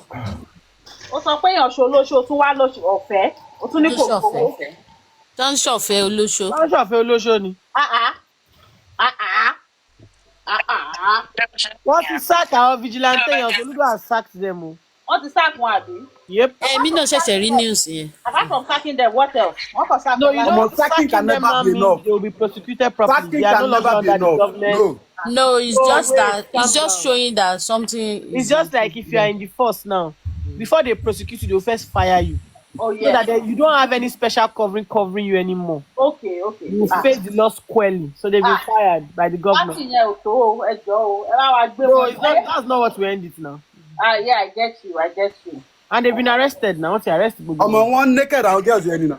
One naked girl pátápátá, one naked they want to do. Ó tẹ̀ tí máa boys Naija lára jù. Ẹni little tí ẹ máa sáré jóbìnrin sí o. Ẹ máa sáré jóbìnrin sí o. Ó dà náà. Kí ló ṣẹlẹ̀? Irú àwọn Virginians ẹ̀ ṣé wọ́n lè ṣerú nǹkan bẹ́ẹ̀. Ó jọ ọlọ́ ọkùnrin. Not to shame them now. This one's gonna be yes. Alẹ́ mo gbọ́ Virginians lánàá. Virginians ni. Naira Marley dey love Mohbad. Ẹ̀rí tí Mohbad bá ti wà lọ́dọ̀ Naira Marley bẹ́ẹ̀ oyún ẹ̀ máa ń dùn mí. Ẹ̀rí bó ṣe rẹ̀ ẹ̀rí bó ṣe ń jẹ ráìsì yẹn wọ́n ti febi pa ọmọ yẹn nílé. Èèyàn kan bá ní Wùmí Indomie ni Wùmí máa ń sè fún un. Bó ṣe jáde pẹ̀lú àwọn zero ẹ̀rí bó ṣe fún ní ráìsì ẹ̀rí bó ṣe ń rọ́ṣẹ̀. Naira Marley dey love Mohbad. Oh my God. Wọ́n ti jẹ́ ká mọ̀ pé Mohbad báyìí. Elébi tún ni wọ́n ti ti yáàdé elébi mọ́ táìtù kan. Elébi tún ni o. Ó ti ẹ̀sọ́ orúkọ bẹ́ẹ̀ ni fún Mohbad òun. Ojoojúmọ́ ló ń fún ló kọ. Ẹ ló lè ní, ẹ ló jí owó, ẹ ló máa mú gbó. Wọ́n sọ fọlọ́mọdé ló fi. Nothing wey una no go call that Mohbad sef. You like say that cold place where they put that Mohbad, so you don't dey too make am sleep. You don't do anything. You just dey allow people that dey rubbish your name like that. Ṣé bọ́lá kọ́ ọlọ́mọ ọ̀tún ni? You like say Mohbad dey oversleep. Wọ́n tún pè ní dọ́dọ̀ yọ. Mohbad kàn sùn lọ ni bọ̀bọ̀ jíjà rẹ̀. Which kind sleep you dey sleep sef? Ti stress ọmọlọmọ láyé náà, ṣé kó bá ti sùn mọ́ ni? Ó sùn ni o. Ọmọlọmọ ti kú tán ẹni kó má sùn. Mohbad wò pé ẹjẹ́ fi mí lọ́rùn. Wetin book dey talk? Ta ló fẹ́ wo book? Wetin kọ́sá mi? Bẹ́ẹ̀ lọ máa bá yí tẹ́lá ṣe wù mí ẹ ṣe ra yín. Èlé wo búkì ẹ má bínú. Ọlọ́run wọ́n fi UN lọ́mọ yẹn lójú ayé. Naira Marley stress here. Baba Mohbad stress here. Ìyá Mohbad stress here. Manager stress here. Lilibet come up now. Ṣé ẹ rí bọ̀bọ̀ dàda àwùrú yìí? Ó mọ nǹkan tó ń ṣe wá láìkàláì. Kò ní kọ́bọ̀ tó fẹ́ san ọmọ bó ti wà yẹn Ọlọ́run. Ó ti ná gbogbo owó yẹn tán. Ó máa lé ó ti fi gbogbo owó fagbó. Bí bá ṣe push narrative bóyá jòsì bò gbà lówó yẹn. Ẹ ṣáà máa jà lórí social media, ẹ ṣáà máa argue. Ẹ ní rántí royalty gbogbo nǹkan tó máa jẹ́. She said she had a lot of pictures of what happened. She said she had a lot of pictures of what happened. She said Naira has a lot of pictures of what happened in Mohbad's house. Who said that? To come and be so ọ̀rọ̀ ti tán nìyẹn. Ó gba station lọ. Naira for obstruction of justice. Torí 2 years nísìnyí oní píṣọ̀ lọ́wọ́ wá jẹ́ káwọn máa wá justice kì í. Kó gba station lọ. Mohbad ló ní kí wọ́n jáde sí àṣírí wọn máa tú. Àṣírí wọn máa tú. Gbogbo wọn. Evidence lọ́wọ́ o sì tọ́jú ẹ̀ for the past 2 years. Sábà wá kó. Oh, okay. Is it about the Olosho thing in the best? I don't. Aries get mental. Lilibet come up. Ibola ti ń sọ bokini náà. Ọmọ yẹn fẹ́. Ó dà gbọ́ ogun platform kan. Àwọn wèrè ti lọ gbé AI picture jáde. Ọ̀dọ̀ ẹjọ́ ṣé ìyá the sniper ti mọ̀ ṣá? About the death. Oh, okay. Ẹjọ́ ṣé ìyá the sniper ti mọ̀? Ó yẹ kán mọ̀ ní kó the sniper ò pé mọ́ o. Kó náà tó tún jáde kó wá máa sunkún kiri.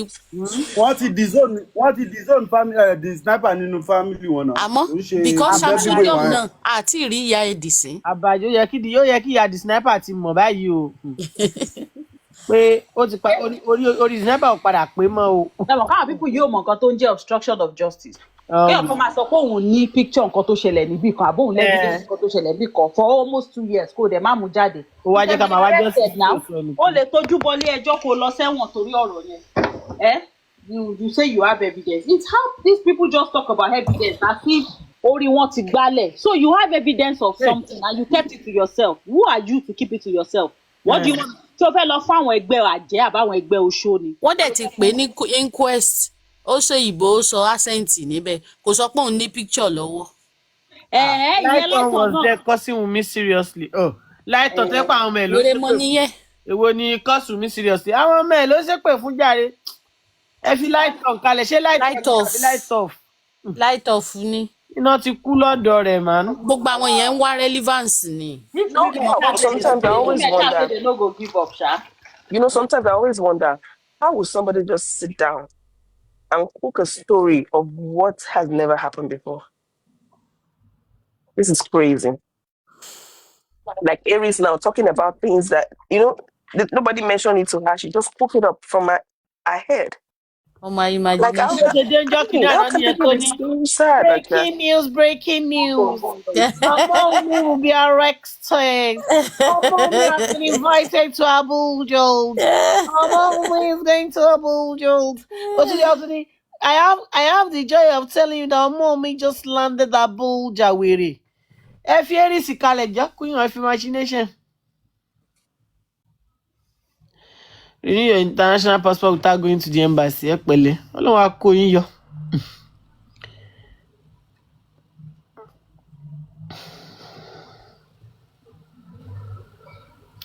$2023 + 5, that's 20.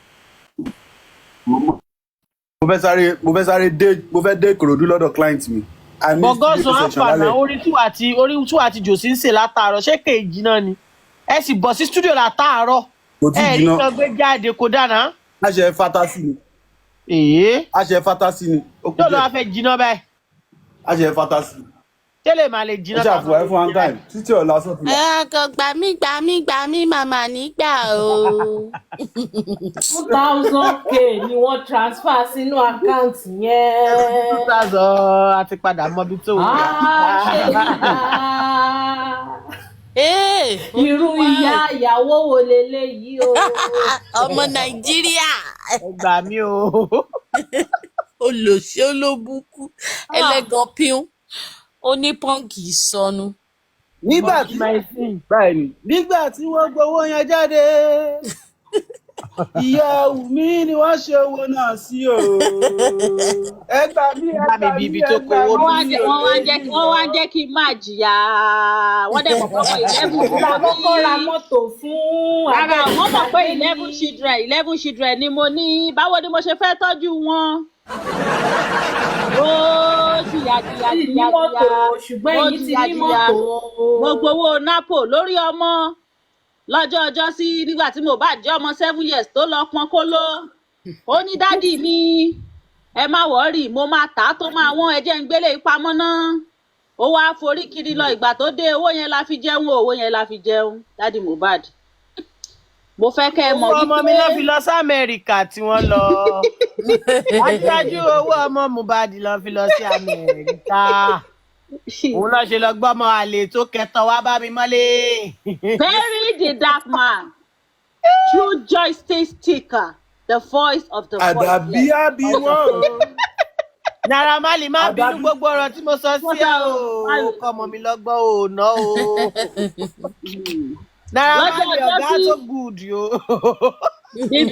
Naira Marley, the best producer in the world. The best record label owner. Barito yẹn ká sọ sí. Aries ló máa bímọ fún Mohbad. Ó dà gé bó Aries fẹ́ Mohbad rẹ̀. Aries ló jẹ́wọ́ fún wa. Nítorí tó sùn ara nǹkan tí Jòsí fi bínú sí Mohbad. Òun best friend Mohbad kò mọ̀ pé Mohbad gba 72 tó jẹ. Àbí o best friend. Kádúró owó bẹ́yẹn wọ àkáǹtì best friend yẹn kéèyàn máa mọ̀. Just imagine. Bàbá òfin. Baba Mohbad doesn't even know that. Baba Mohbad òṣì yẹn kò mọ̀ wípé gbogbo nǹkan tó ń sọ bóyá sọ best friend mo ń sọ kínní yẹn.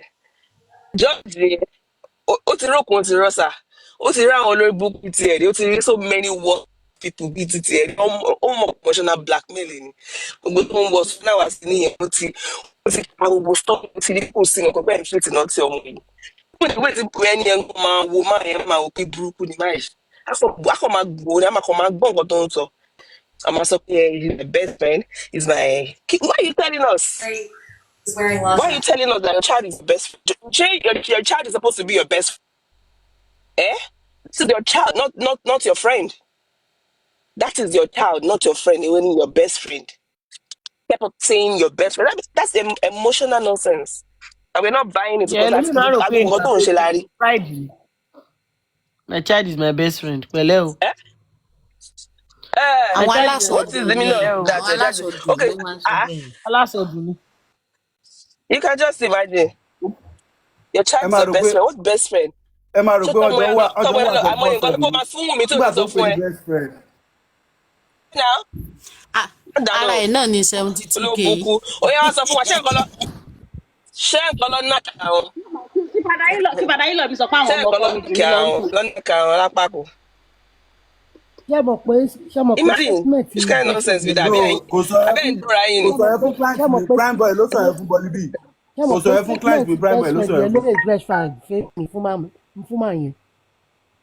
That statement best friend lórí ètò. Your best friend yet ó fẹ́ lọ fẹ́ yàwó ẹ̀ kò sọ fún yín pé òun fẹ́ lọ ṣe marriage introduction ló fi tàn yín débẹ̀. No, best friend yẹn pé even best friend òun ni even gan ọ̀kan tó bá bó ṣe wà yẹn ó máa jáde lọ á lọ tó bá ti lọ kọ àpótí àti kóló owó tó bá pa tó bá kó wálé ló máa bèrè dáàdì ṣe ti jẹun bẹ́ẹ̀ mo ti lose ẹ pé what's wrong with you. Ṣé best friend ló sọ ẹrú ni now?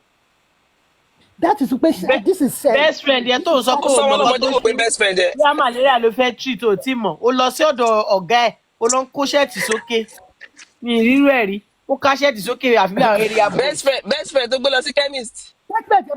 Best friend tó ní measles tó gbé lọ sí chemist tó fẹ́ pa ni. Best friend age of 13 ó dẹ̀ jókòó sílé ọmọ 13 years lọ pawó wá owó tó bá kó wálé máa fi jẹ lámà bẹ̀ pé ṣé láti jẹ òòrọ̀ lọ́wọ́ òòrọ̀ lẹ́sẹ̀. That's where I lost it. This man is irresponsible. Àwọn tó ń pe wèrè ẹ̀ ní bàbá. How can you sit at home? A 13-year-old boy became a breadwinner. Dẹ̀rọ lọ́wọ́ òrọ̀ lẹ́sẹ̀. Bẹ̀ pé bolo ti lọ wá owó yẹn kí wọ́n ní kó. First cash àtọmọ yẹn nídìí yahoo náà fẹ́ra TV sílé. Statement tẹ́mi fi tí mo. You name me Ọládiméjì. I mean, what does it got to do with Gota and so? It will be my second. It will be your second. Is it going to be your second forever? Ṣé kò ní lọ fẹ́ lọ? Ṣé mo máa yí ó ní owó máa yí ni máa rò Ọlọ́run. Lójú tẹ statement tó sọ yẹn ni pé àwọn close gan mo pé this is child labour and this man àwọn is tó saying. ya wèrè lẹ́gbẹ̀ẹ́ Mohbad yẹn gan ti pọ̀ jù báwo lòun náà ṣe ní wà stress bẹ́ẹ̀. Wèrè around Mohbad ti pọ̀ jù. Ẹ wá dúró wọn ọmọ lọ́mọ. Kò ṣaláìsí náà àwọn náà ló máa padà lẹ́yìn torí pátá ló máa fi bá tiẹ̀. Torí ẹ̀ ló fi dà ipò súnmọ́ ńlọ ẹ̀. Ẹ jọ̀ọ́ kí ló ṣẹlẹ̀ àwa ṣẹ̀ jí látàárọ̀ ni ẹ jọ̀ọ́ kí ló ṣẹlẹ̀. Wọ́n ní ẹ̀mẹ́ta ọ̀tọ̀ lọ́mọ ẹ kọ́kọ́ lọ YouTube kẹ lọ wò wá náà. Naira ti ṣe album kan síbẹ̀. No, kó ṣe kínní lánàá bọ̀lé ṣé mo pé mo ti ẹ̀ lè wò ó ibi báyìí gbọ́tẹ́ ẹ ti ta ti ń wò ó la ṣé báyìí mo dà pé mo ti gbọ́ díẹ̀ náà. Mo kúrò níjà rí mo pé kí ló gbé. Ìgbà tí mo wà ní ibi iṣẹ́ wọn wá tún pè ní ọ̀dọ̀ tèmi mo ṣe tílẹ̀ fi mọ́ ni. Ó ti ẹ̀ gbọ́ wàhálà mi ò gbọ́. Báwo lè yọ ṣe parọ́ mọ́yà tó pọ̀ tó báyìí wọ́n lọ́ọ̀ mi. Mo lọ mo wá ṣe wá padà wá ṣe wá sọ. Mo gbọ́ wọ́n ṣe play ní worldwide bẹ́ẹ̀ mo ṣe. Àná yẹn people realize pé most of the people on this side no they can't stand it. Ìgbà tá stop láti máa play ẹ̀ báyìí numbers yẹn shoot up straight padà ni. Àwọn èèyàn dúró gbọ́. Mo kàn wò pé kí ni gbogbo kan rọ́dọ̀ tó sọ. Because number one the only story that this is supposed to come out and tell us tó kàn òun ni ọ̀rọ̀ bully. If you say that you want to tell your own side of the story, everybody is actually accusing you of the bully. Nobody said you fired Mohbad. Nobody has mentioned this. Wèrè Because wá ń we've gbé seen it. àkáǹtì jáde. We've Account number already cleared ẹnìkan. it, and we've already cleared it, and it's obvious. They've been to the judge everywhere that it was medical negligence. Okay, I had to get facts in already. Oh, now you got to accuse of bully. Why are you coming out and talking about your private business with this guy? You're just putting everything out. How much you collect? ṣé tí ní He 72 sent kb tó account wà number. ẹjọ́ o. Now you are letting everybody know the worth of Mohbad when he was alive. You know, you're letting everybody know the business that you transfer. That's not what we want to you. We don't care. We care less about that. It's not about our business. Mohbad stole your money. That is the problem. Mohbad did this to if you want to apologize, that okay, oh, it was because I was the one that didn't sound like you can actually come and do that testimony. I was the one that was telling some Larry. Because I never said that they should beat him like that, though. I would just say they should teach him a lesson. Nigerians, please forgive me. Why can't you just come out and say that? Eh? It was nonsense. Talk on so, beat around the bush. You know, we don't want to. We're not interested in that bullshit. Everything you said was bullshit because we care less about all those things. It's none of our business. Come out again and come correct and come and apologize. Maybe they will pick you up from there again. Why want to the 1 2 years? You come back and start your music career again. It's that simple and easy, right? If you can do it, This apology again. Tó ti parọ́ mọ́ ọmọ ọlọ́mọ tó lòun ló ń fa kò gbogbo lè ẹ̀ ṣe apology because kò wà remorseful. Kò wà remorseful at all and he's not ready to pay that money o. Gbogbo remorseful ni àbọ̀ máa ṣe wọn. Àbọ̀ máa ṣe wọn. Ó máa ṣe wọn náà. Ni o èèyàn fẹ́ ṣẹ̀wọ̀n ẹni tó remorseful. I'm gonna tell you all his money all his money is intact. I'm just waiting for the court or the family to tell me where to put the money. So that can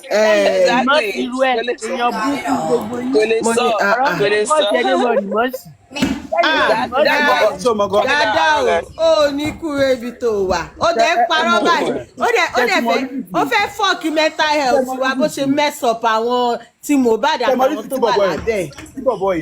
Bọ̀ kí ló sọ tó fẹ́ bẹ̀rẹ̀ sí orin yín kí ló irọ́ yẹn ni bó ṣe ń to irọ́ yẹn bó ṣe ń to àgbà tó tí ó ṣe screenshot kan gbogbo messages tó lóun kà mo wá lọ wò kan mo rí bí wọ́n ṣe gbé déètì lé lórí ní àwèrè ní bọ̀bọ̀ yìí.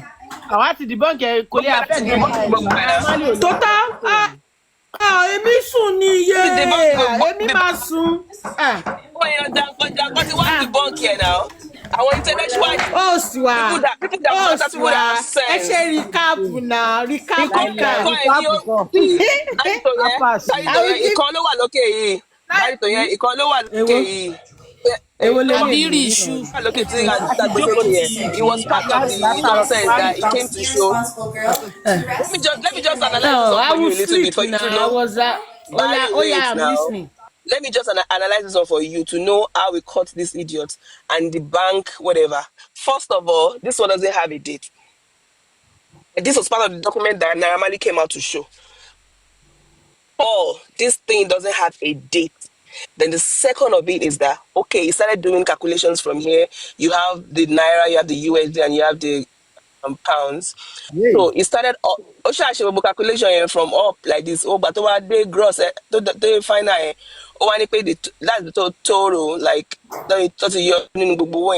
so now, what's you pay artist magba 50%, and the other label magba 50%. Anita ti gbé kó mbẹ. Anita Berry. So lẹ́yìn ìgbà tó ti ṣe gbogbo calculation yẹn tán wọ́n ní pé label máa gba 50%, artist máa gba 50%, right? Which is actually £30,000. Yeah. So after gbogbo tó ti wá ṣí gbogbo £30,000 yẹn, ó wá tún wá padà wá sísàlẹ̀ pé paid artist ó wá tún di £50,000. Àmọ́ bó ṣe calculate ẹ̀ a kò yé wa bó ṣe ṣẹlẹ̀. Although we are already nullify already because it doesn't have a date. So that's bullshit. And now, see the way they did the calculation. It went from 30 to 50. How come? By the kò yé mi o báwo nìkan ṣe máa wá láti 50 lọ sí 30 ibo ni 20 dẹ̀ sọnù sí. 30. No, láti 30 ní sẹ́ 30 lọ́kọ́ máa sọ fún artist. 30 ni artist máa gbà 30 ni record label máa gbà. Ìgbà tó máa kọ́ wá sísàlẹ̀ wá sọ pé èyí táwọn wá sọ padà sọ fún artist ó wá jẹ́ £50,000. So 20,000 pounds ló mí sínsìn. Níbo ló ta báwo ni £20,000 ṣe ó ní bóyá ó ti wùyẹ́ ó ní kíní lọ Mohbad ló fi lọ gbalé lọ́rùn tó fi tú sílé lọ́rùn náà. because Mohbad ò tí lọ ẹ̀bùn lò.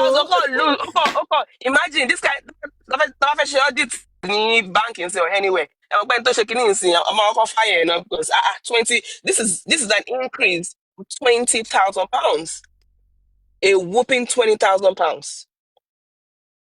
How did it come about? Like artistship, every Escapade was here, Daps was here. You know, we looked at it very vividly. Oh, that really miss you. Yeah, it was. I mean, that was, how did this come about? That means that this one Oluwole Loloshele. So any láti fi taxi síbẹ̀. Wà lọ fi 50 sí. Èyí ó fẹ́ kọ 30 sí wà lọ fi 50 sí. Kó lọ because mi mọ bí tí 50 yẹn ti wá. Ṣé ń ranjú mọ́ mi mọ bí tí 50 yẹn ti wá. No, what are you saying? Èwo ni dollars not pound. Dollars òun láti kọ síbẹ̀ yẹn náà ṣe bí analyze síbẹ̀. Look at Naira ni first column. The second column is USD. Dollar, yeah. The third one is GBT, àbí G kìíní. You know? So which is pounds. And then in the middle one is dollars. And then the front one is Naira. So if it's pounds, yes, it is pounds that they will pay. That doesn't mean that it is pounds that they gave to him. But so probably they now change it to dollars or Naira for him. I don't know. So now in this whole calculation now, £20,000 is missing. So Bobby to Wallace. Naira pínpín, ibo ló lọ. Ẹni tó lọ ṣe lóluwọlé kọ́kọ́ lọ tí ẹ̀ náà pé ó ti jẹ́ kọ́ka fò ó. Àbí kò lè padà wá síta kó wá analyze ẹ̀ fún wa because àwa ti ní soft copy bíbá already so ó lè padà wá láti wá analyze ẹ̀ fún wa bó ṣe jẹ́. This your account is not accounting, I'm sorry. Ẹjọ́ everybody. Ẹjọ́ you can go and stream ìyá ọkọ ti gbó ìyá ìyàwó ti gbà owó on all platforms. That time na so wetin be name? They say na only that one dey there. You no get name, nothing. You no fit Google am.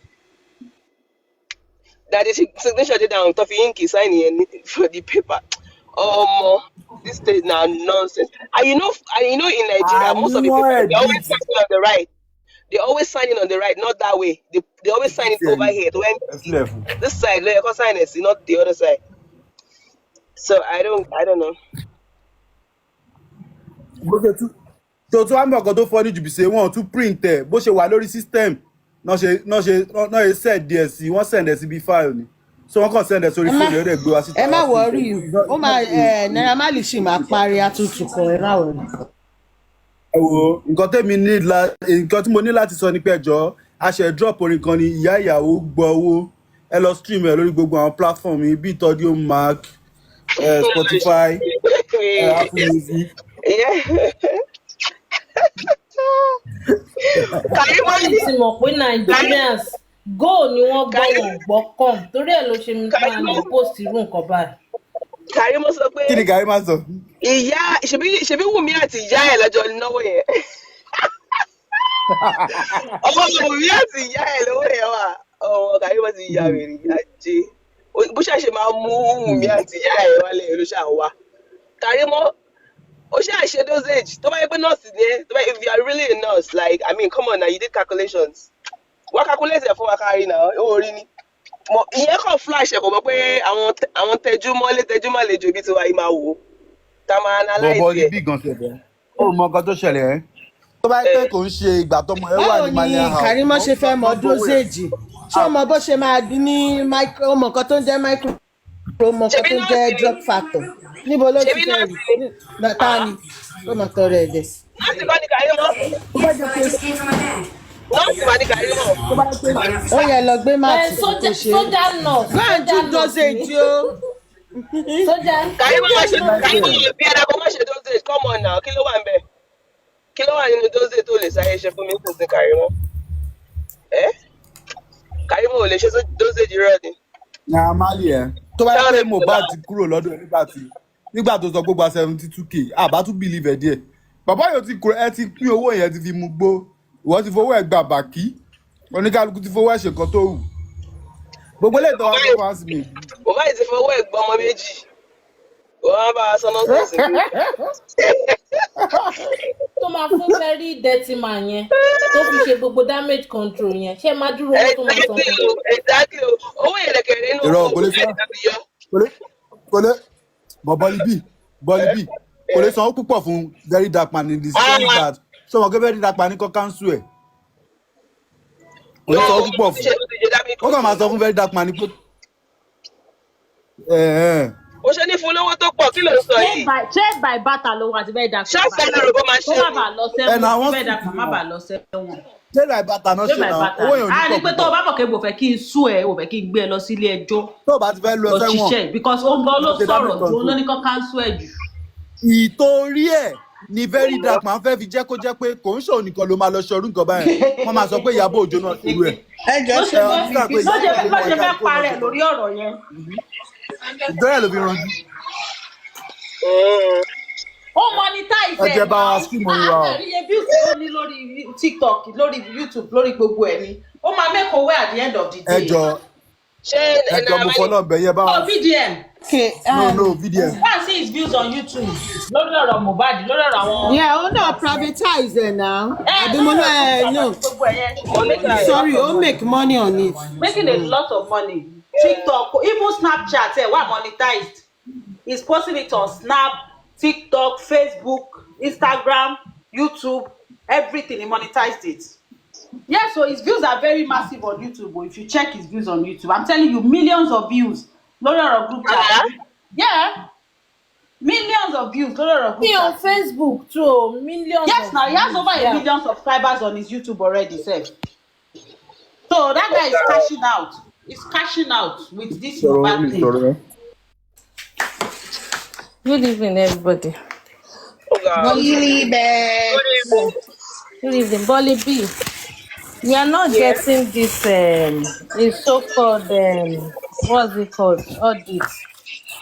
That's 50,000 you are saying. It says paid artist $50,000. Do you understand? So, and they also paid another 2,000, blah blah blah. So basically, the money that was Mohbad was entitled to was $30-something thousand. So if you remove $30-something thousand from $52,000, is $22,000. So Mohbad is owing $22,000. That's the discrepancy. Do you understand? You know, I don't understand what you're saying. Based on this book right here. Please, who understands what I just explained? Are you saying that there's additional money that was not from the top? Exactly, that Mohbad is owing them. That is not how to audit now. No. Listen, look at it. The money that they all, as in after all their deductions, was $60,000 to be divided into two. Sorry, £60,000 rather, to be divided into two. Do you understand? So, label will take £30,000. Mohbad artists will take £30,000. They now said money paid to artists was £50,000. Why? Why was it? Why was it £50,000? Why? I don't know for them. You get so basically, if you remove £30,000 from £52,000, Mohbad is still owing them £22,000. That's the discrepancy they wrote under here. Do you get? Then they now wrote again in this their closing remarks that Mohbad withdrew $72,000. So basically, Mohbad is owing them $72,000 and 22,000 20,000. pounds. 22,000 Now, No pounds. royalty so now, again. so now, what we are saying is that 20,000 that was paid extra, why was it paid? Why? Where did it go? Guys, 1 second. Lilibet, they never Uh-huh. said Mohbad withdrew 72K dollars. They said, in addition to the calculation above, it has been brought to our attention that 72,000 and some fraction has also been earned in And now that's relation. Wait, the now let me finish. okay. In relation to the artist, but this has not been distributed. Exactly. That's the closing remarks. Wait, now that means that 72K dollars has not been touched too. It's not part No, of the this breakdown. second I have the screenshots, the email. You didn't listen to what he said himself. I'm not talking about the email. I'm talking about from this note. And As at that's when the they prepared 70. this, as at when they prepared this account, Yes, they now. 72K dollars had not been distributed. You don't understand. Wait, They But I don't referenced understand. that $72,000 Mohbad took from the partner. Do you understand? They referenced it in this audit that they did. Do you get? So he's saying that the $72,000 Mohbad took, they've not. He hasn't. That money has not been shared where it's supposed to be. So basically, Mohbad, if you listen to the end of his this thing, he said it now. He explained it. That so therefore they held on to his royalty. Do you get?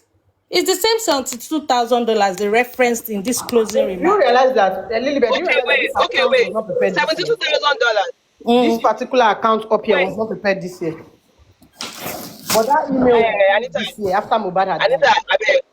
Anita, I beg. Is it this 50,000 pounds? Only one sheet 72,000 pounds. No, that's No, there's another. different What that paid? money. You know, in this on this sheet now above, you will see 155.2 that was earned in pounds.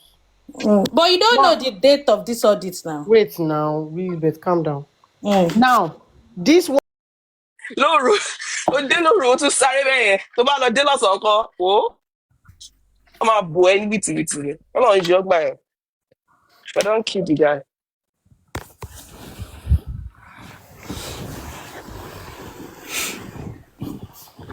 tó sọ́nsìn pé Snapchat tó post pé òun kọ́ ni like me I don't even know it's Snapchat but is I'm surprised o ṣé òun kọ́ ló ní Snapchat so ṣé wọ́n rí ṣé wọ́n ó ní upload. òun ní me wey I follow am òun ní I saw it the next day òun ní. He said he's not the one ó tún ní Sam Larry why tó ṣe wọ́n gbé delete sí iye gan kò tún sọ yẹn náà ó tún lòun kọ́. irọ́ ló pa Naim the next okay because you post that thing doesn't mean that it was actually a new video but for the fact that you posted where you were dancing after the death of Mohbad a day after come on now.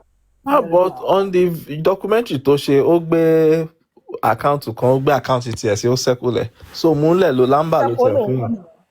ó lóun kọ́ nìyẹn that's his own Snapchat. irọ́ ló pa tó bá kí n ṣe wọ òkè kí ló ṣẹlẹ̀ sí káràmáìsìkì nígbà tí Mohbad kú ó mọ̀ pé bọ̀bọ̀ yẹn ti jọ mú rí bẹ́ẹ̀ tí ẹ̀ wá já post anything it took you like after many weeks before you could say tribute to Mohbad. How about that one? This video he never said rest in peace. Well, probably must have said that, I don't know, but when I went to pick up the email he back, never did. Yeah, he never said anything. He never said anything. But táwọn èèyàn wá ń troll nígbà yẹn ló ṣe wá kọ epistle olóṣì kan tí anybody ò fẹ́ ká. How about the Tani Baba baby son? His brother was taken, and that they should investigate the people at home. That they should tell them what happened. If they say it's the nurse, who is the nurse? Who sent the nurse? How did the nurse come? That's what he sent. That is. Would that be Yabo got to Sorongba? I don't know why they're trying to put it on Yabo because I know that Yabo spoke like to 5 days after that thing happened, 5 or 6 days. Where the thing was going, and it was even Gist Lover that was going back to back. And according to people, only Twitter gone ló ti kọ́kọ́ bẹ̀rẹ̀ ló ti bẹ̀rẹ̀ sí post ẹ̀ kí this lover tó gbé like kó tún máa retweet, you understand, all these videos are coming out and all. So I don't know why he's just trying to. But boy, you're quite arrogant. You were just said, "Oh yeah, I didn't It's too bully you," but there's arrogant. some things that don't work out as an age, as a this thing we had disagreements. What we are He's not cool. We even never had interested issues. in that part. And he's coming back He's to not start talking interested. about something that happened in 2021. Like this guy, oh He's not yeah, interested in all he's those ones. established that there's no issue in 2021. Oh, there's sort of okay. The last time you guys spoke was November 20. I mean, was it October 2022? Was when you guys saw last. And also sort of you heard that the guy is trying to come back. If you have known, you have given him audience to come back. Like, boy, let him come back. And in total, the 20 shape of boy, if you go for food, the 2022, this guy did. Was not 2022? He did that song about thief. Only to Tio hate yet. Why is Naira going down and thief? Like that's when he did that song now. So if he did a song after he has left you, to the bash, he's not coming back. And for him to even do his own record label, any monetization, like, what do you mean that he's coming back to you? To the statement of a party, he had is coming back. If you have known, like, coming back to do what? Me, I don't understand. She also at least what to show pada. After he left him, he has gotten shows. At least the one he did in the UK, Ikorodu to law. Can we consistently? I want to now show God to a book from. So let's say it went like that, and time to my quoting bossy December. Let's say he had that show back to back, like that November, October, like October, November, December. That guy got a mass of last year and by Omati like Omati ma pumpy. Or possible by our brother at our team to sign our melo committee record label. It's established. Understand? UK, yeah. So you're just coming to say something that happened in 2021. Like everybody knows that you didn't have any issue within 2021. You're talking about 2021. He said this, that. Moba said that he said he had a meeting. That is a lie. Otu have a chat. See the chat. Like, excuse me. Toba send chat to see it. Only delete it now. Will anybody see that it's deleted? You delete and you can delete it. Understand? And besides, Boba said delete it. He could have called you on phone to tell you it's coming. So don't but Tony also on the group he said it's coming. Kí ló wá ṣe wá ní kò ní ó mú àwọn boys mẹ́ta wá fẹ́ jà. You know nǹkan tó tiẹ̀ sọ go kò make sense. Okay. Ọ̀bọ yẹn dé ó ló fẹ́ wá bẹ jà. Ilé yín lásán gan EFCC gan láti wọlé gan ọ̀ràn ni láti wọlé torí ajá burúkú kan tó wà ńbẹ̀. Ìgbà bá mo sọ pé ìgbà mi tó bá fẹ́ dé mama ní ajá yẹn. You guys have lot of youngsters tó wà níbẹ̀ yẹn. Ó tún wá ní ajá. So bọ̀bọ́ yẹn máa wá wálé. Àwa wá síbẹ̀ yẹn, àwa wá bá yín jà. Àmọ́ yẹn wá bá yín jà. Ìjà tẹ̀dẹ̀ ń ṣe ṣe into the night. Through the night, wọ́n ní pé bọ̀bọ́ yẹn ó bu, ó said this about your brother, blah, blah. Because ẹni tí ó mọ̀ pé wọ́n lè doctor chat now. Everybody knows that they can doctor chat. Ṣebí chat tí ó sọ pé bàbá sọ pé that bastard father of Mohbad's bastard father. Èèyàn kan ṣe another one they call that Mohbad's pastor father has failed. Anybody can do anything. We can do. I'm not saying it's doctored. Understand? I'm not saying it's doctored, but the truth of matter is context will matter. The guy could have called you and told you it's coming. So saying he said he had a group chat and it's not that chat. Around to man she chat or my yọ gbogbo nǹkan tó tẹ́ pé gbàtẹ́ mi máa gbé evidence ó máa tún yàtọ̀ sí ṣáà money. But the guy is not here to defend himself. Just say sorry. Oh, sorry. Oh, the things. Yeah, I love him. Things didn't work out. Oh, the best him. Bobo the shin hammer. Lori pe is a crackhead. Oh, the hammer. And the guy was telling before he died that it was not a crackhead. It was like, okay, crackhead. That back, crackhead. She was just saying to me. Were you sent from where you're coming from, or were you sent okay, crackhead in it? But kí ló dé pé tí àwọn tó bá dé ọ̀dọ̀ ẹ̀ gbogbo ló máa sínwín tó bá sínwín ó máa yà wèrè. Or might look very whatever, but once they leave your label, they actually splash. He left. He's looking better. But Mohbad kúrò ńbẹ̀ ṣáàrí yàtọ̀ bóyá rí ni. Ìyàtọ̀ wà now.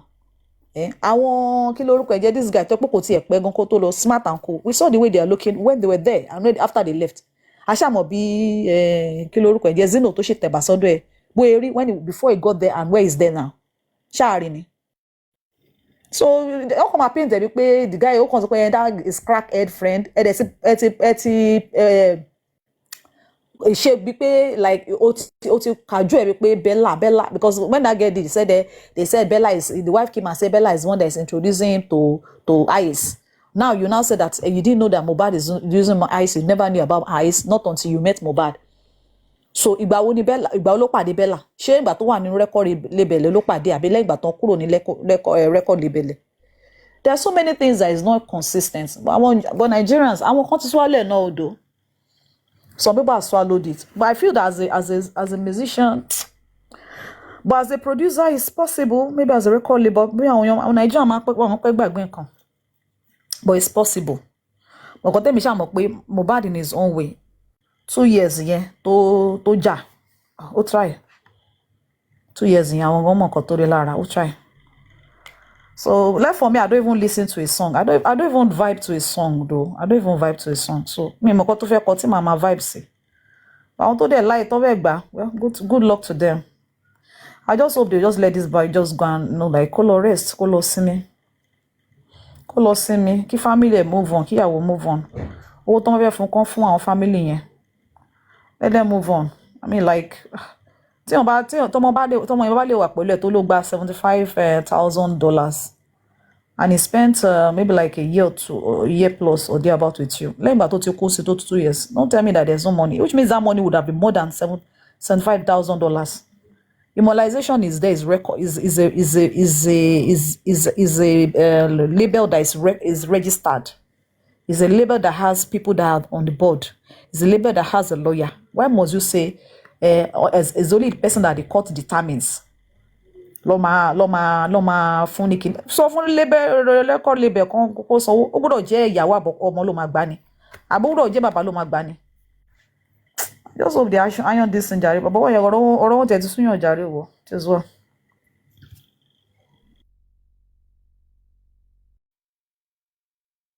tí ọ̀rọ̀ DNA tiẹ̀ le tó le gidi gan gba ẹni wèrè ẹ̀ jáde tó ń ṣe ta ni bàbá bíbí àbí yẹn náà fake account.